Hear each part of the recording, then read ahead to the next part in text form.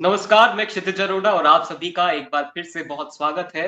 ये है नई सोच। हरियाणा चुनाव को लेकर लगातार हमारी कवरेज जो है वो जारी है और इसी सिलसिले में आज बात करेंगे आम आदमी पार्टी की, जहां पर लग रहा था कि आम आदमी पार्टी और कांग्रेस के बीच जो कि इंडिया गठबंधन एक तरीके से कहा जाए जिसे, वो बनती हुई बात दिखाई देगी। लेकिन उसी शाम फिर ये खबर आई कि आम आदमी पार्टी अब अकेले चुनाव लड़ रही है और उसी के साथ आम आदमी पार्टी ने 20 नामों का 20 कैंडिडेट्स का ऐलान भी कर दिया। और कल ही आम आदमी पार्टी ने एक बार फिर से एक नई लिस्ट जारी की और उसमें 9 और नामों का ऐलान करते हुए अब 29 सीटों पर फिलहाल आम आदमी पार्टी ने अपने टोटल उम्मीदवार हरियाणा विधानसभा इलेक्शन के लिए उतार दिए। पिछले कुछ समय में हुए लोकसभा इलेक्शन की बात करें तो आम आदमी पार्टी और इंडिया गठबंधन में चुनाव लड़ी थी, यानी कि कांग्रेस और आम आदमी पार्टी हरियाणा में मिलकर चुनाव लड़े थे, जहां पर एक सीट पर आम आदमी पार्टी ने हरियाणा में चुनाव लड़ा था जो कि थी कुरुक्षेत्र की, जहां पर सुशील गुप्ता दूसरे स्थान पर रहे। वहीं वो नवीन जिंदल जो कि बीजेपी में लड़े थे, हालांकि पहले कांग्रेस में हुआ करते थे और लोकसभा चुनाव से कुछ समय पहले ही उन्होंने कांग्रेस छोड़कर बीजेपी का जो साथ था वो थामा था। तो ऐसे में अब जो इंडिया गठबंधन है उसकी ये जो हरियाणा में पूरी कवायद लग रही थी वो पूरी नहीं हो पाई। क्या लग शायद ऐसा हो सकता था कि दोनों कांग्रेस और आम आदमी पार्टी इंडिया गठबंधन के छाते के तले चुनाव लड़ते, लेकिन वो हमें दिखता हुआ अब दिखाई नहीं देगा और अलग-अलग दोनों चुनाव लड़े।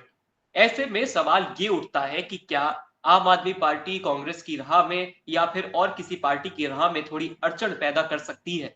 क्या उनका इतना जनाधार है या फिर वो एक वोट काटने वाली पार्टी के तौर पर उभर कर हरियाणा में इस बार देखने को मिलेगी? यही सवाल आज हम करेंगे, इस पर लेकर चर्चा।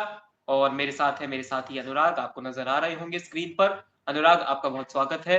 और अनुराग, 29 नामों का जो ऐलान है आम आदमी पार्टी की तरफ से वो कर दिया गया है। पहले 20 की लिस्ट, फिर 9 की लिस्ट। तो ये आप किस तरफ देखते हैं कि ये आम आदमी पार्टी किस तरीके से इस बार हरियाणा के विधानसभा चुनावों को प्रभावित करेगी? देखिए, सबसे पहली तो बात है कि जो कांग्रेस का केंद्रीय नेतृत्व था वो चाहता था कि आम आदमी पार्टी के साथ मिलकर हरियाणा में इंडिया अलायंस के तौर पर एक चुनाव लड़ा जाए ताकि इंडिया अलायंस को एक मजबूती प्रदान हो। परंतु जो कांग्रेस का रीजनल जो पार्टी थी, भूपेंद्र सिंह हुड्डा, रणदीप सिंह सुरजेवाला, कुमारी सैलजा, वो नहीं चाहते थे कि कांग्रेस पार्टी का आम आदमी पार्टी के साथ हरियाणा के अंदर गठबंधन हो, क्योंकि हरियाणा के अंदर कांग्रेस काफी मजबूत स्थिति में है। और आपने देखा होगा कि लोकसभा चुनाव में भी कांग्रेस का जो हरियाणा का नेता थे वो नहीं चाहते थे कि लोकसभा में आम आदमी के साथ हरियाणा में गठबंधन हो। परंतु केंद्र के दबाव के कारण, राहुल गांधी, सोनिया गांधी के कारण एक सीट लोकसभा की कुरुक्षेत्र उन्हें देनी पड़ी, सुशील गुप्ता को, जो आम आदमी पार्टी के बहुत बड़े नेता हैं। परंतु वो हार चुके थे। और देखिए, कांग्रेस क्यों चाहती है हरियाणा में आम आदमी के साथ गठबंधन करना? नहीं, कांग्रेस हरियाणा में आपको एंट्री करवाएगी। कांग्रेस का मानना था कि, और आम आदमी दोनों का मानना कि आप हमारी हरियाणा के अंदर एंट्री करवाइए, एक दो सीटें जीत जाएंगे तो कहीं ना कहीं ये पार्टी को हरियाणा में स्टेट पार्टी का दर्जा मिल जाएगा।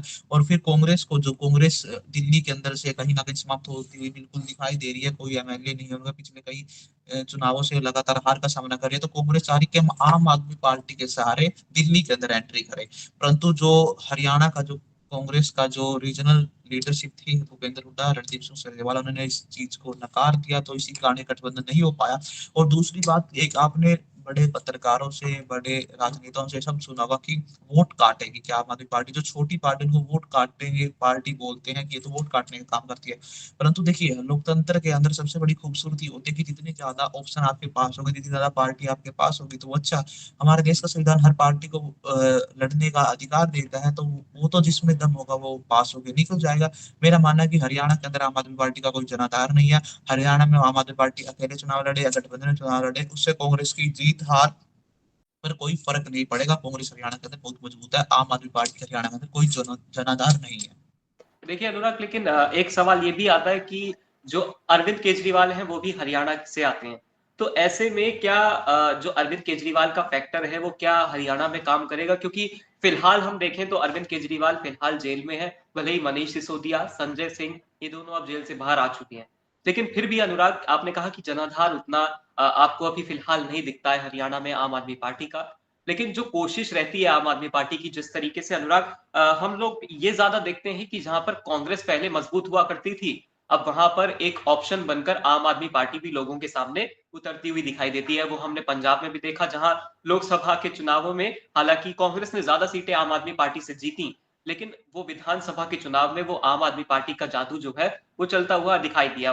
वो पिछले चुनाव जब हुए थे 2017 में पंजाब के, तब हमें याद आता है कि तब भी आम आदमी पार्टी का एक जो जनाधार था, लग रहा था कि ऐसा कि आम आदमी पार्टी अच्छा प्रदर्शन करेगी, लेकिन उस समय शायद उतनी उतनी सीटें ना जीत पाई हो। लेकिन जब 2022 में वो हुए, तो आम आदमी पार्टी पूरा जनाधार लेकर अपना और उन्होंने सरकार बनाई। तो अनुराग, ऐसी जगहों पर जहां पर कांग्रेस मजबूत हुआ करती थी, वहां पर अब आम आदमी पार्टी मजबूत होती हुई दिखाई देती है। तो क्या हरियाणा अब वो अगला स्टेट बन सकता है जहां पर कांग्रेस मजबूत थी, फिलहाल है, लेकिन आने वाले समय में आम आदमी पार्टी कांग्रेस के लिए भी एक चुनौती बनकर दिखे? देखिए, पंजाब का जो नजरिया है वो एक अलग नजरिया है, क्योंकि पंजाब के अंदर आम आदमी पार्टी लीडरशिप के कारण, क्योंकि भगवत मान एक बहुत बड़ा नाम थे। भगवत मान कोई छोटी मोटी चीज नहीं थी, वो संगरूर से भी सांसद रह चुके थे, लोकसभा में गए। जब आम आदमी पार्टी को पंजाब के अंदर आम आदमी पार्टी को झंडा उठाने वाला था, तो भगवत मान आम आदमी पार्टी को जुड़ाकर सरकार बनाने तक का एक सपना केजरीवाल का उन्होंने साकार किया।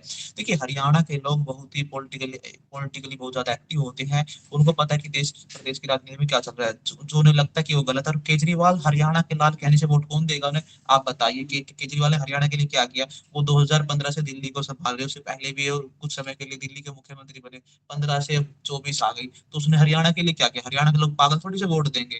वो तो कहता है कि हरियाणा पंजाब के किसान पराली जलाते हैं, जिसे फसल अवशेष कहा जाता है, था। परंतु केजरीवाल को नहीं पता कि पराली और फसल अवशेष में क्या अंतर होता है। ये अनुराग, आपने अच्छा मुद्दा छेड़ा कि पराली को लेकर एक जो थी पहले जो चर्चा थी कि अरविंद केजरीवाल कहा करते थे कि पंजाब से जो धुआं है वो पराली के जलने के बाद वो दिल्ली में आकर भर जाता है। तो उसके बाद जब उनकी खुद की सरकार बनी, उन्होंने कहा था कि हम सरकार पंजाब में बनाते हैं तो हम इस समस्या को लेकर कुछ काम करने की कोशिश करेंगे। लेकिन जब से उनकी सरकार बनी है, अभी तक फिलहाल वो कोई काम नजर नहीं आता। वो ठीकरा फोड़ा जाता था, वो पराली का, वो फसल अवशेष का जो जलाए जाते हैं, तो उसको लेकर क्या किसान उसके बीच में भी आम आदमी पार्टी से भी नाराज है? एक तरफ हम बीजेपी से तो नाराज दिखते ही हैं, लेकिन क्या दूसरी तरफ आम आदमी पार्टी को लेकर भी किसानों के बीच में क्या ये थोड़ा गुस्सा है कि वो जिस तरीके से बातें किया करते थे, जो पॉल्यूशन का जो एक तरीके से ठीकरा जो था वो किसानों के ऊपर फोड़ने की कोशिश की जाती थी पंजाब के, क्या ये किसान, अनुराग, आपको कहीं नाराज नजर आते देखिए, हरियाणा के अंदर एक बड़ी कहावत है कि किसी का अपमान और एहसान कभी नहीं भूलना चाहिए। जो केजरीवाल ने हरियाणा के किसानों, पंजाब के किसानों का अपमान किया था दिल्ली के प्रदूषण को लेकर, कि हरियाणा पंजाब के किसान पराली जलाते हैं तो फसल से जलाते हैं, उसका धुआं दिल्ली में आता है, इससे दिल्ली के लोगों की सांसें घुटती हैं। परंतु वो अरविंद केजरीवाल अपने आप को हरियाणा में जाकर वो वोट मांगते हैं, तो उन्होंने बहुत प्रयास किया। बड़ौदा उपचुनाव में भी उन्होंने अपनी पार्टी के लिए प्रयास किया, वहां भी वो विफल रहे। लोकसभा में प्रयास किया, हर जगह विफल रहा। देखिए, अरविंद केजरीवाल दिल्ली के अंदर फरी का कुछ देकर वो दिल्ली में सरकार बना सकते हैं। पंजाब में सरकार बनाई क्योंकि कांग्रेस अंदर से टूट चुकी थी। जो पंजाब की लीडरशिप थी, अपना सीएम तक चेंज करना पड़ा, वो अंदर से टूट चुकी थी। पंजाब के लोगों के मौके तलाश थे, और भगवत मान को जमीन से जुड़ा हुआ नेता माना जाता है पंजाब के अंदर, जबकि अरविंद केजरीवाल को तो वहां से लेना, वो चुनाव अरविंद केजरीवाल के नाम पर नहीं जीता गया, वो चुनाव भगवत मान के नाम पर जीता गया। 2017 के विधानसभा चुनाव के अंदर जब कांग्रेस की सरकार आई, तो 17 में आम आदमी पार्टी ने अपना मुख्यमंत्री चेहरा नहीं दिया था पंजाब के अंदर, परंतु जब 22 में चुनाव थे, तो भगवत मान को मुख्यमंत्री का चेहरा बनाया गया और बड़ी बहुमत के साथ आम आदमी पार्टी पंजाब में सत्ता में आई। और दूसरी बात है कि जो अरविंद केजरीवाल के अंदर वो जुड़ाव नहीं है हरियाणा से, जो एक लोकल नेता का जुड़ाव होता है। और सबसे बड़ी बात है, जैसे भूपेंद्र सिंह हुड्डा, रणदीप सिंह सुरजेवाला, कुमारी शैलजा, ये कांग्रेस के ऐसे नेता हैं, ये बड़ी लंबी दूरी से इनका परिवार भी हरियाणा की राजनीति में एक्टिव रहा। और देखिए, कांग्रेस ने तो यहाँ तक कि कांग्रेस और भाजपा दोनों ने कहीं ना कहीं वहां के क्षेत्रीय दलों को खत्म करने का काम किया। जननायक जनता पार्टी की बात कर लीजिए या फिर इंडियन नेशनल लोकदल, एक दौर था जब केंद्र की राजनीति इंडियन नेशनल लोकदल के बिना सफल नहीं हो पाती थी। आज वो इंडियन नेशनल लोकदल अपनी सिंबल तक बचाने के लिए वो जूझ रहा है, जद्दोजहद कर रहा है। लगातार उसकी 0 सीटें लोकसभा में आपने देखी, 19 के चुनाव में और 24 के लोकसभा चुनाव में। तो कहीं ना कहीं हरियाणा का जो मूड है वो बदलता रहता है परिस्थितियों के हिसाब से, परंतु जो वहाँ के स्थानीय मुद्दे के आधार पर वोट होता है, इस पर भाजपा के खिलाफ लहर है। तो निश्चित रूप से अरविंद केजरीवाल की पार्टी कितने वोट काटेगी, कितनी सीटों पर वोट काटेगी? 10,000 वोट काट लेगी हर सीट पर, 15,000, तो मुझे नहीं लगता कि ज्यादा फर्क पड़ेगा। अगर फर्क पड़ेगा तो हैं? कुछ और सीटें। लेकिन लेकिन अनुराग, आप ये इसको इस तरीके से देखिए कि वोट काटने की बात हम क्यों कर रहे हैं। क्योंकि लोकसभा चुनाव में भी जो दूसरे नंबर पर सुशील गुप्ता रहे, जो कि प्रदेश अध्यक्ष भी हैं हरियाणा आम आदमी पार्टी के, तो अनुराग उसको लेकर भी एक कवायद ये लगती है, क्योंकि अभय चौटाला भी वहीं से चुनाव लड़ रहे थे, जो कि आईएनएलडी से आते हैं और उनके पूरे एक तरीके से महासचिव कह लीजिए उनको। तो वो उस तरीके से देखा जाए तो अनुराग क्या दूसरे नंबर पर, क्योंकि हम इसको चौतरफा देखते हैं, क्योंकि एक तरफ हमें बीजेपी दिखती है, एक तरफ हमें कांग्रेस दिखती है, फिर दूसरी तरफ हमें दिखती है आईएनएलडी और उसके अलावा हमें दिखती है जेजेपी। तो अनुराग अब इसमें एक और नाम हम ऐड कर दें क्या, आम आदमी पार्टी, क्योंकि सुशील गुप्ता को लेकर जो लोकसभा इलेक्शंस में कुरुक्षेत्र की सीट से चुनाव लड़े तो वो दूसरे नंबर पर रहे, अभय चौटाला तीसरे नंबर पर रहे। देखिए, इस चीज को ऐसे समझे कि सुशील गुप्ता कोई अपने दम पे चुनाव नहीं लड़े, कांग्रेस का वोट सुशील गुप्ता को ट्रांसफर हुआ था। लोगों ने कांग्रेस का देखकर गठबंधन के नाम पर वोट दिया, ना कि आम आदमी पार्टी के झाड़ू के देखकर वोट दिया था।